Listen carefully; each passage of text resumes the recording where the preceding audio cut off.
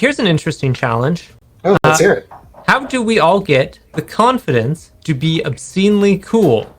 This is the right flight to ask. Yeah, I guess. I am a big proponent of fake it until you make it. I believe that is my motto for everything. If you walk in to some place like you own the place, no one's gonna say no to you. Just be nice to the people there. Don't be a jerk. Just act like you belong there. Absolutely. That's when I was doing journalism, it was amazing where you could get by just being confident about it. It's incredible. Yep. People should be more observant, and they should stop people more often, but they don't. Yeah. And here's a little secret: everybody's faking confidence. Yeah, like literally everyone has imposter syndrome. Yes. Everyone that I have talked to in my peer group, everyone that I have ever known feels that way at least some of the time. I have met incredible heroes who I have looked up to, and same thing. They're like, "Oh yeah, I'm same." Everybody has it. So do not feel bad that you have it. Part of it just comes from learning techniques to help manage it. For me, a lot of it comes from knowing when to push my bounds on my comfort zone and knowing when not to. But when I push the bounds on those comfort zones a little bit in small, safe ways, it helps expand my comfort zone, and I feel more and more comfortable doing those things. It feels weird to say practice in response to how do you do like an everyday thing that's not necessarily sort of a formal skill like playing the guitar or the piano or something. But doing it more often helps make it easier. And knowing or learning when is a good time and a good way for you to do that is super helpful. But another thing you can do is surround yourself with supportive friends who genuinely like you and care about you and can occasionally help gas you up a little bit when you are feeling a little less confident. Folks on Desert Press who've been watching for the last couple of years might be aware of my iconic baby pink and blue Pikachu jacket that is one of my kind of signature fashion items. I almost didn't buy that. Because as much as I loved it, I was nervous and scared internally that I wouldn't be able to pull it off, that I wouldn't look good in it, that it would kind of register as weird. And I was like, I don't know, like I like it, but I don't, and I'm nervous and I'm scared, because like as outgoing as I am, like I have anxiety and panic attacks and all kinds of stuff. It is just, I like to talk to that about with folks in private. So in the case of this jacket, I just went to a chat that I had open with a bunch of friends and said, hey, I'm thinking about purchasing this, but I don't know if it would look good on me, and I don't know if I would like it. And everybody was just like, Andrew, that would look incredible on you. Please go and get that jacket. So I did, and like I felt awkward and weird the first couple of times I was wearing it around, but it didn't take long, probably less than a week, before it was just, yeah, it's a big flashy item of clothing, but it's just part of what I do regularly all the time, and I don't even think about it or worry about it anymore. So it's the kind of thing where you can check with your friends and the people who care about you and go like, hey, yeah, like this seems like a thing that I want to do. You know, should I do this? And they'll help you figure out like, well, is this a good thing for you? Like, do you like it? Would it look rad on you? Like, they can help gas you up when you're feeling a little less confident. And then that helps kind of power you through, because it is that kind of thing, like adjusting to a hot tub or a swimming pool with cold water in it. It's very dramatic at first, but after 10 minutes or so, you're just like, oh, okay, this is just nice. This just feels comfortable and normal. So it's about expanding that a little. Yeah. For me, I take a bit of a different tack.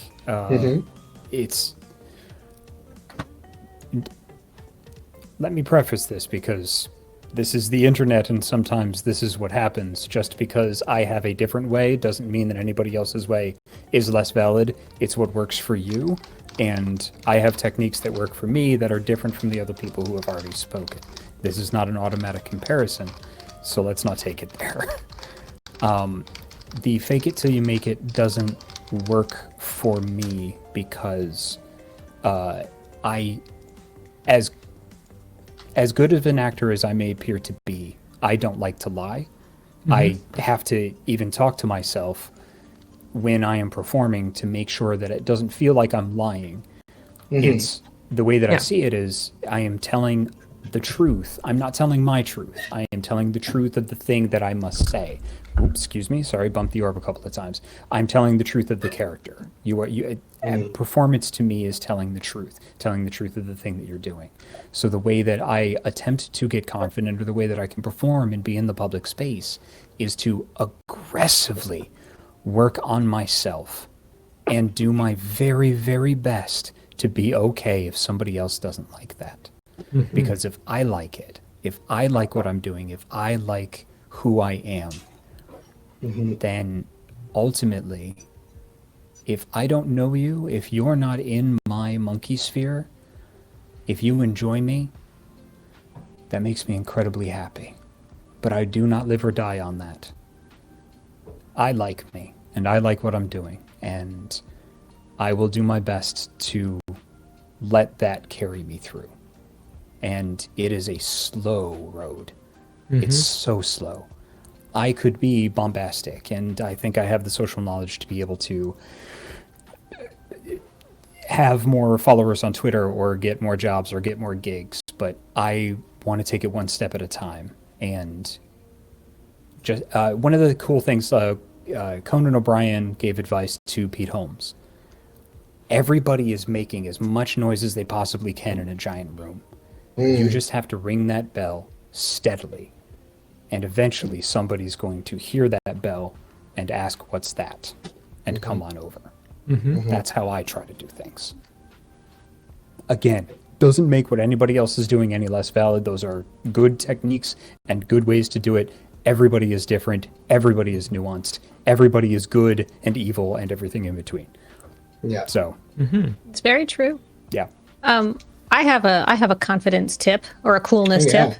But before I do that, we're coming up with Jacob's DM Corner at 4:00, and I have a note from TQ, our comm staff. So she is going to be getting our questions for that. And she's going to pull them from chat as they come in. But could you please put your question in quotation marks so it's easier for her to find it, and like put question : at the beginning of that. So it's like quotation mark, question : your question, and quotation mark, so she knows the end of the question. And we're not going to get to all of them. And please no joke questions, because she'll be working very hard. Joke questions get joke answers, and you won't like them. That's true. So my confidence tip is, what is cooler than somebody who does not care about you? That is the essence of cool. Like the sort of the rebel archetype of somebody who walks in and they're just like, coffee. And it's like they're doing their own thing. They're off in their own world. Like, what's cooler? Somebody who comes in like this and is like, hey, what up? Or somebody who's like, hi, right? Now, I'm much more of the second one, of a natural hello, hi. But over the years, I have trained myself to look like I don't care, which, as we know, is the essence of cool. Speaking, oh God, I don't want to dunk on him. I don't want. Okay, speaking of people we don't care about, we just got a raid from Matt. I care about Matt. Yeah. Hi. I was going to go with speaking of other people who are cool. I'm sorry, Matt. The Pikachu puppy in chat. Oh. Thank you for the raid, Matt. I feel bad now. I'm so sorry. This is like every Saturday night, Matt's Raiders coming into a stream I'm on. Hello. Yep. There's a question in chat. Is the DM corner are they just questions for Jacob? No, we have talented role players here. This is all of Alpha Flight. If anything, I would be the moderator on a panel. That's it. No, it's for everybody. Well, I mean, it's probably not for me. I am going to be listening and learning. I am not a DM's person as much as the three of you are. I got into Blazeball and got back into Magic. We'll get you. We'll get you. Yeah. Okay. I mean, you have a bubble, so that's enough. That's enough people That's for true. a D&D game. That's true. Yeah. I just want to say, I can't believe Matt is still doing March Madness. Matt has been streaming every day since March, and with Desert Bus and a full entertainment shift on Night Watch every night, Matt is still streaming daily over at twitch.tv/Wiggins, and I can't believe that. I'm so impressed. Like, dang. Oh. I thought about it last night when I found this out, and I was like, hang on. Could I do a single Twitch stream after one day of Desert? No. I would, no. It would not be a good Twitch stream. Yeah. I stream once a week, and I was like, no, and canceled it. Yeah. It was like, Hell no.